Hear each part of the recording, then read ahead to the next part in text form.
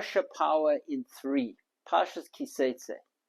The Torah tells us many different commandments in this week's Parsha, one of them being that a man and woman who get married, if it's a time of war and there's conscription, if it's in the first year of marriage, the man is exempt from his military service and he goes home to his newly wed bride.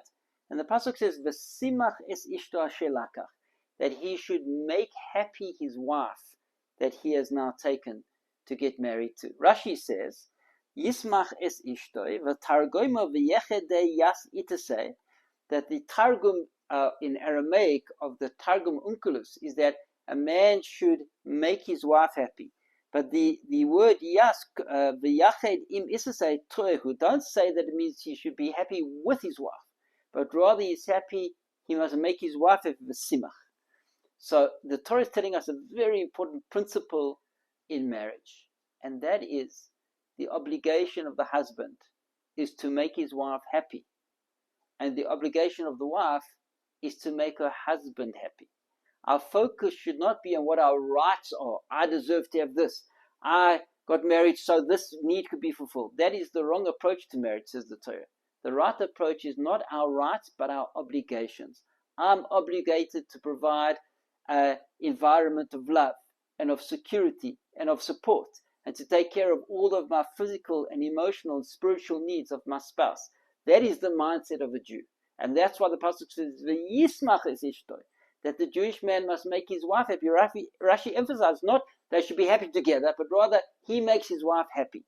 However, the Targum Yonah ben Uziel, who was a Tana, his Targum, he says that a man should be happy with his wife.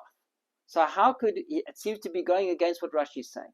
So I heard a beautiful explanation to this from Rabbi Frand, based on a sefer called Shemen Atov, in which he says that when a man focuses on making his wife happy, and when a woman focuses on making her husband happy, then they are happy together. That's the key ingredient to build a harmonious relationship. And that's why the Torah tells us to get married, because it's very hard for us to do. It's very hard for us to live a life in which we are cognizant of the needs of somebody else, which we are acutely aware of their situation and of their circumstances and of what their needs are, and we do our best to fulfill those needs. That's a tremendous spiritual growth for a person, because naturally we're all very selfish. It's not just you, it's not just me, it's all of us. We're all naturally selfish, and we all naturally see ourselves as the center of the universe. That's how we were as children, and most of us don't mature and grow up from that mindset.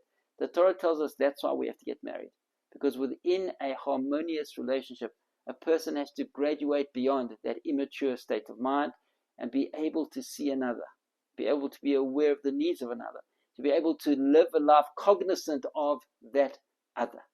And that's a tremendous spiritual growth.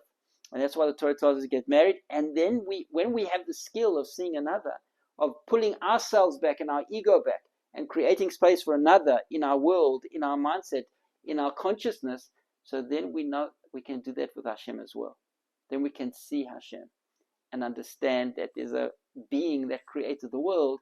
We can actually tangibly understand things from the point of view of Hashem, which is a tremendous transformation for a human being. So Mi'etz Hashem, we should all have this ability to make the other happy, which is the key ingredient to a happy relationship. Thank you so much for watching. Please remember to like and subscribe.